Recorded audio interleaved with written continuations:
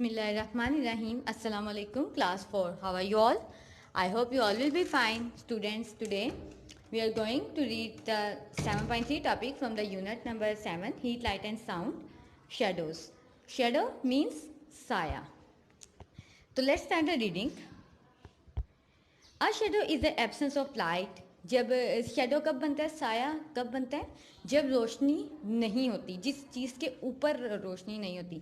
Which is why shadows are always black. मतलब साया जिस चीज़ का बनता है ना, जब साया बन जाता है तो साया हमेशा ब्लैक होता है. मतलब वो कलरफुल नहीं होता, उस पर कोई लाइट नहीं होती. उस ऑब्जेक्ट पर लाइट ज़रूर होती है जिसका साया होता है, लेकिन जो साया खुद बनता है वो हमेशा ब्लैक होता है. 3 things are needed to form a shadow. साया बनाने के लिए हमें 3 चीज़ें चाहिए होती हैं, रिक्वायर्ड होती हैं. अ लाइट सोर्स यानी रोशनी, एन ओपेक और ट्रांसलूसेंट ऑब्जेक्ट. कोई ओपेक ऑब्जेक्ट या ट्रांसलूसेंट ऑब्जेक्ट की ज़रूरत होती है. ऐसा ऑब्जेक्ट, ये दोनों ऐसे ऑब्जेक्ट होते हैं जिसके अंदर से रोशनी गुजर सकती है, यानी या फिर कोई ठोस चीज़ हो जिस पर रोशनी पड़े और एज इट इज़ जिस तरह की वो चीज़ है वही साया उसके सामने लेफ्ट साइड पर या राइट साइड पर जिस सिम्त में होती है, जिस डायरेक्शन में वो ऑब्जेक्ट हो उस डायरेक्शन में उसका साया बन जाता है. आप लोगों ने नॉर्मल रूटीन में देखा भी होगा, अक्सर आप लाइट के आगे अगर अपना हैंड करते हैं तो वॉल पर या ग्राउंड पर, ज़मीन पर या दरवाजे पर, उसके सामने जो भी चीज़ होगी उस पर आपके उस हाथ का साया क्लियरली बन जाता है ब्लैक कलर में. When the light hits the object, जब रोशनी किसी चीज़ से टकराती है, a shadow forms behind that object, उस चीज़ के पीछे उसका साया बन जाता है. जैसे जैसे हम आगे आगे चलते हैं हमारा साया हमारे पीछे पीछे चलता है जब हम पर सूरज की रोशनी पड़ती है या कोई और लाइट हम पर पड़ रही होती है. Where the background remains unlit, जबकि जो बैकग्राउंड होती है वो हमेशा अनलिट रहती है, सीधी समत में रहती है जैसा कि वो ऑब्जेक्ट होता है. Opaque objects from clear shadows. अब मैं आपको ये दोनों ऑब्जेक्ट समझा देती हूँ ये क्या होते हैं. ओपेक ऑब्जेक्ट्स वो होते हैं जो कि जिसका साया क्लियर होता है, साफ होता है, शिफाफ होता है. Because no light passes through them, क्योंकि उन चीज़ों के अंदर से, वो ऐसे ऑब्जेक्ट्स जो कि ओपेक होते हैं उनके अंदर से लाइट गुजरती नहीं है, रोशनी पास नहीं होती है. ट्री ट्रंक्स, ये यानी कि ठोस चीज़ें होती है, सॉलिड होती है, जिसके अंदर से लाइट दूसरी तरफ में नहीं जाती, दूसरी जानिब नहीं जाती है, इनफैक्ट जस्ट उस ऑब्जेक्ट के ऊपर ही रहती हैं. फॉर एग्जांपल ट्री ट्रंक्स, दरख्त के तने, ह्यूमन्स इंसान, एंड चेयर्स और कुर्सियाँ are example of opaque objects. इन ऑब्जेक्ट्स की एग्जाम्पल्स है ये तीनों चीज़ें, क्योंकि ये तीनों ठोस होती है. आप सर्कल में एक साइड पर एक पिक्चर भी देख रहे हैं, ये ह्यूमन बींग्स की पिक्चर्स हैं. तो ऐसा ही हमारा साया बनता है. ये आप प्रैक्टिकल भी करके देख सकते हैं. आप लाइट के आगे खड़े हो तो आपका एज इट इज़ साया बनेगा. अब ट्रांसलूसेंट ऑब्जेक्ट्स क्या हैं. Translucent objects cause some light to become scattered on to background leaving a shadow that does not represent the exact shape of object.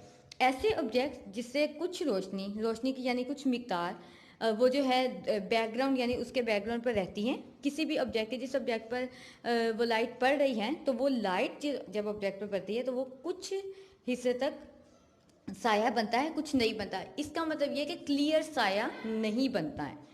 That does no represent the exact shape of object, जिसकी वजह से उस चीज़ की exact shape साये में नहीं आती है. जैसा कि पानी आप देखते हैं, पानी के अंदर आपका जो साया वो क्लियर नज़र नहीं आता है. Transparent objects does not cast shadow. Transparent objects वो होते हैं जिससे साया ही नहीं बनता. जैसे आप शीशा है, मिरर में आप अपने आप को डायरेक्ट देख लेते हैं तो इसलिए उसका साया बनता ही नहीं है. और कुछ ऐसी चीज़ें जिससे पूरी तरह रोशनी दूसरी साइड पर नहीं जाती है लेकिन कुछ हद तक जाती हैं तो उसका साया बनता ज़रूर है लेकिन क्लियर नहीं बनता. वो ऑब्जेक्ट्स होते हैं ट्रांसलूसेंट. और वो चीज़ें जिनका साया बनता ही नहीं है वो होते हैं ट्रांसपेरेंट. तो नेक्स्ट पेज पर आते हैं, page number 51, size and position of shadows. हमारा लास्ट टॉपिक है इस लेक्चर का, पेज नंबर 51 पर. यानी कि साए का साइज़ क्या होता है और पोजीशन क्या होती है, वो किस तरह हम डिटरमिन करेंगे. The size and position of a shadow change according to the position of light source. Light source यानी कि जिस चीज़ की रोशनी उस ऑब्जेक्ट पर पड़ रही है उसी के अकॉर्डिंग इसका साइज और पोजीशन होता है. If an object is move closer to the light source, अगर किसी ऑब्जेक्ट को लाइट सोर्स यानी अब वो आया कि बल्ब चला हुआ है, एनर्जी सेवर है, या आपने टॉर्च पकड़ी हुई है या सन है, तो ये लाइट सोर्स है. इसके करीब अगर ऑब्जेक्ट है तो द शेडो गेट्स बिगर, तो साया बहुत बड़ा बनेगा.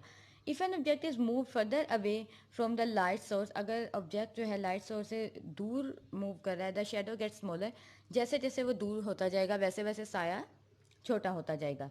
The position of a shadow depends on the position of light source. अब इसकी पोजीशन भी, साए की पोजीशन भी लाइट सोर्स की पोजीशन पर डिपेंड करती है।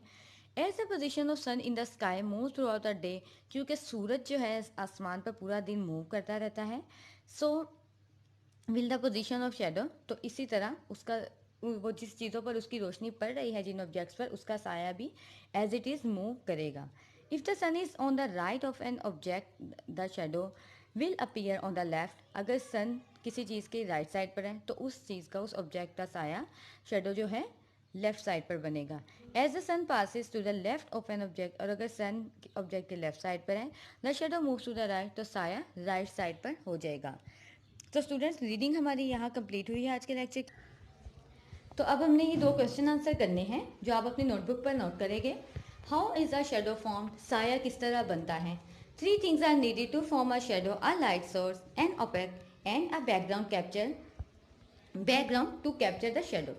हमें 3 चीज़ें चाहिए होती है साया बनाने के लिए। एक तो रोशनी का जरिया, यानी कैंडल हो, लाइट हो, ट्यूबलाइट हो, बल्ब हो, सन हो, ऐसी चीज़ जिससे रोशनी हमें मिल रही हो।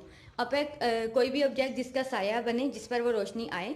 और बैक पर ऐसी बैकग्राउंड ऐसा होना चाहिए जिस पर साया बने। जैसे अगर हम पानी के पास खड़े तो पानी पर क्लियर साया नहीं बनता है। हम किसी दीवार के आगे खड़े हो, सामने से हम पर रोशनी पड़ेगी तो हमारा बैकग्राउंड पर यानी उस दीवार के ऊपर हमारा साया क्लियर बनेगा, ब्लैक कलर में बनेगा। तो ये तीनों चीज़ें होना ज़रूरी है साया बनाने के लिए।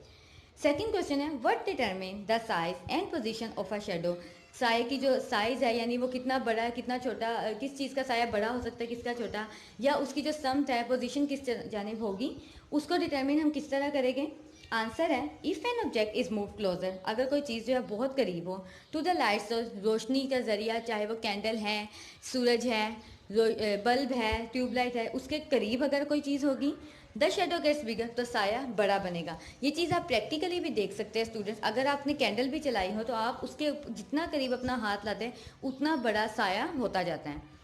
If an object is move further away from the light source, और अगर उसी कैंडल के दूर आप अपना हाथ दूर करते जाएं, जितना हम दूर करते जाएंगे उतना हमारा जो साया है छोटा होता जाएगा। द शेडो गेट्स स्मॉलर, साया छोटा होता जाएगा। तो इस तरह हमें कोई भी चीज़ का साया बड़ा छोटा होता है जितना हम उस ऑब्जेक्ट को, जिसका साया बन रहा है, उस लाइट सोर्स के करीब या दूर करते हैं।